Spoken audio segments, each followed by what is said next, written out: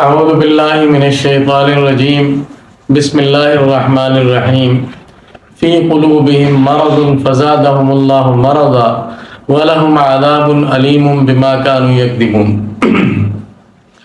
یہ سورۃ البقرہ کی آیت نمبر 10 ہے۔ ترجمہ ہے کہ ان کے دلوں میں مرض ہے، یعنی منافقوں کے دلوں میں مرض ہے، بیماری ہے۔ اللہ تعالیٰ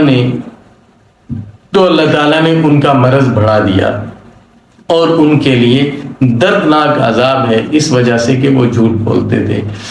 یہ آیت منافقین کے تذکرے اور ان کی صفات پر مشتمل ہے اور اس میں چند باتیں قابل غور ہیں۔ ایک یہ کہ اس میں فرمایا ان کے دلوں میں مرض ہے۔ یہ مرض کون سا، جسمانی یا روحانی؟ دونوں طرح کا۔ جواب اس کا یہ ہے کہ یہ مرض دونوں طرح کا تھا۔ روحانی مرض کہ ایک تو یہ لوگ اتنے دنی اور خسیس طبع کے ہیں کہ اپنے عقیدے اور نظریے کا اظہار کرنے کی اخلاقی ضرورت بھی نہیں، مانتے کچھ ہیں، منہ سے کچھ کہتے ہیں۔ یہ دل کا مرض ہے، یہ اخلاقی پستی ہے ان کی۔ دوسرا، یہ دل کے مرض حسد میں مبتلا ہے، مسلمانوں کی ترقی دیکھ کر حسد میں مبتلا ہوتے ہیں، جلتے ہیں، کڑتے ہیں، یہ مرض ہے۔ اور تیسرا، یہ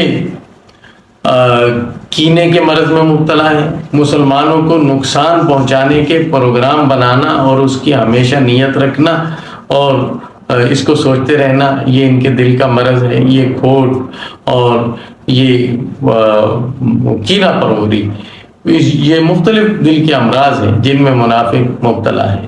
اور جسمانی مرض اس طرح کہ حسد کی وجہ سے ہر وقت فکر میں گھلتے رہتے ہیں، جس کی وجہ سے انسان مختلف قسم کے عوارض میں مبتلا ہو جاتا ہے۔ جو شخص ہر وقت پریشانی میں رہے اور ہر وقت کسی نہ کسی کوئی نہ کوئی فکر اس پر مسلط رہے جو اس کو ستاتی رہے، چین نہ لینے دے، تو جسمانی طور پر بھی وہ مریض ہوگا، اس کی ذہنی صحت برباد ہوگی۔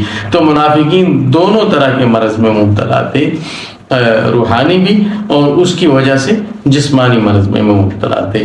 فزادہم اللہ مرضا، اللہ نے ان کا مرض بڑھا دیا۔ کیسے کہ اصل میں ان کو تکلیف تو اسلام کے پھیلنے اور مسلمانوں کی ترقی کرنے سے تھی اور ان کی عافیت سے تھی۔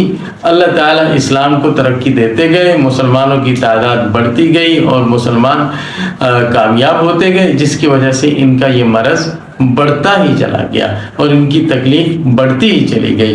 وَلَهُمْ عَذَابٌ عَلِيمٌ، اور فرمائے ان کے لیے دردناک عذاب ہوگا، بِمَا كَانُوا يَكْذِبُونَ، اس وجہ سے کہ وہ جھوٹ بولتے تھے۔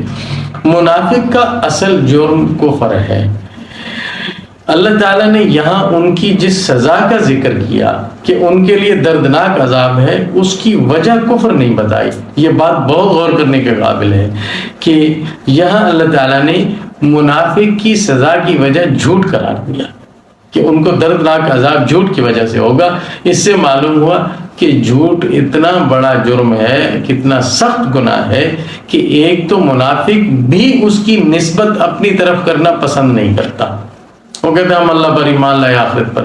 اور دوسرا، منافق کو جو سزا ملے گی وہ اس جھوٹ، یہ جھوٹ ہے جس کی وجہ سے اس کو سزا ملے گی، یعنی اس کا جھوٹ سزا مرتب کروانے میں کفر سے بھی آگے۔